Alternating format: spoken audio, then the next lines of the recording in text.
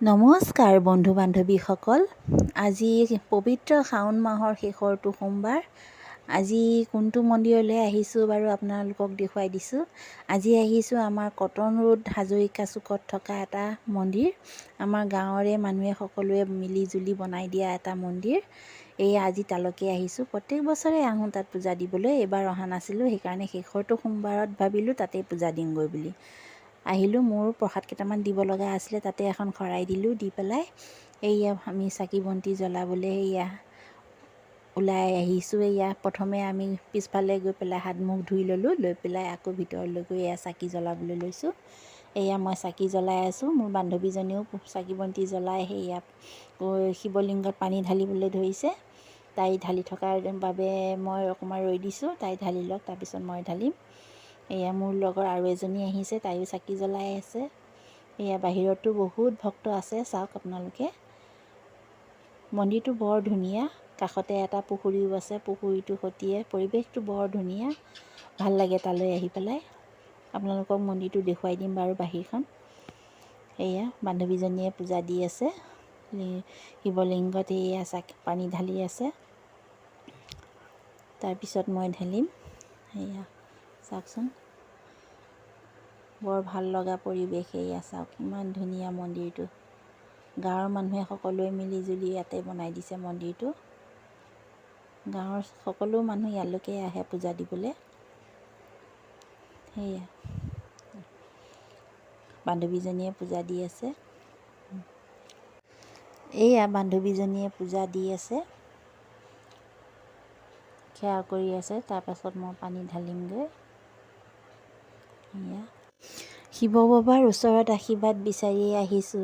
চাকি জ্বলাইছোঁ, যাতে শিৱ বাবাই আমাৰ পৰিয়ালটোৰ লগতে আপোনালোক সকলোৰে মনৰ আশা পূৰণ কৰে, সেয়া কামনাৰে চাকি জ্বলাইছোঁ।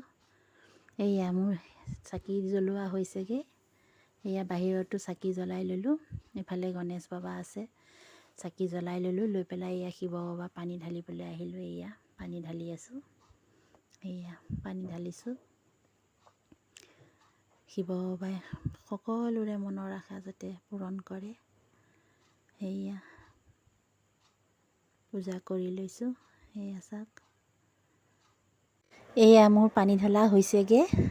এই বছৰ শাওণ মাহৰ পূজাটো এনেকৈ ভালকৈ দিয়া হৈছে। আশা কৰোঁ আপোনালোক সকলোৱে ভালে ভালে গৈছে। শাওণ মাহৰ পূজা ভালকৈ দিছে। শিৱ বাবাই যাতে অহা বছৰো এনেকৈ তেওঁৰ পূজা পাঠ কৰিবলৈ কাৰণে আশীৰ্বাদ দিয়ে, ভালে কুশলে সকলোৱে। আপোনালোক সকলোকে যাতে আশীৰ্বাদ কৰে, আমাকো আকৌ অহা বছৰলৈ এনেকৈ পূজা কৰিবলৈ আশীৰ্বাদ দিয়ে। মন্দিৰটো অকণমান বাহিৰখন দেখুৱাই দিছোঁ আপোনালোকক। আমাৰ পূজা কৰা হৈছেগৈ। আমি আশীৰ্বাদ ল'লোঁ, সেৱা কৰিলোঁ। কৰি মেলি বাহিৰলৈ ওলাই আহিছোঁ। অকণমান দেখুৱাই দিছোঁ আপোনালোকক। বাহিৰৰ ভক্তসকল আহিয়ে আছে। ভিতৰৰখিনিও দেখুৱাই দিছোঁ আপোনালোকক। বৌয়ে ফুট দি আছে। বৌয়ে আমাক আশীৰ্বাদ দিলে, ফুট দিলে। আপোনালোকক বাহিৰখনো দেখুৱাই দিছোঁ। কাষতে পুখুৰীটো, পুখুৰীৰ কাষতে মন্দিৰটো। বহুত ধুনীয়া পৰিৱেশ, আপোনালোকক দেখুৱাইছোঁ। চাওক,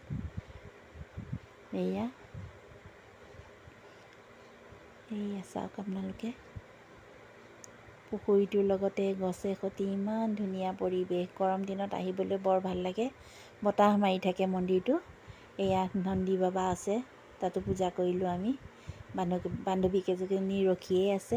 গণেশ বাবা বাহিৰত। আপোনালোকক বাহিৰৰ পৰা অলপ পৰিৱেশটো দেখুৱাই দিছোঁ। আমি তাত পূজা দি পেলাই আকৌ আহিলোঁ মহাভৈৰৱলৈ যাওঁ বুলি। তাৰপৰা আহিলোঁ, আহি পেলাই আমি আহিলোঁ মহাভৈৰৱলৈ। মহাভৈৰৱত আকৌ মোৰ বান্ধৱীজনীয়ে শৰাই দিছিলে। আজি শেষৰটো সোমবাৰ বুলি তাতো শৰাই দিছিলে।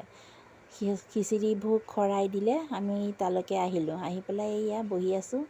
তাতো পূজা কৰা হ'ল, সেৱা কৰিলোঁ। কৰি লৈ পেলাই প্ৰসাদ খিচিৰি খাবলৈ মানুহ বহি আছে। কিমান ভক্ত চাওকচোন। সোমবাৰৰ দিনটোত শেষৰটো সোমবাৰ বুলি ইমান বাহিৰে ভিতৰে ভক্তসকলে মন্দিৰটো ভৰি পৰিছে। চাওকচোন, ইমান সুন্দৰ পৰিৱেশ। চাওক, আমি চব সকলোখিনি বহি আছোঁ প্ৰসাদ খাবলৈ বুলি।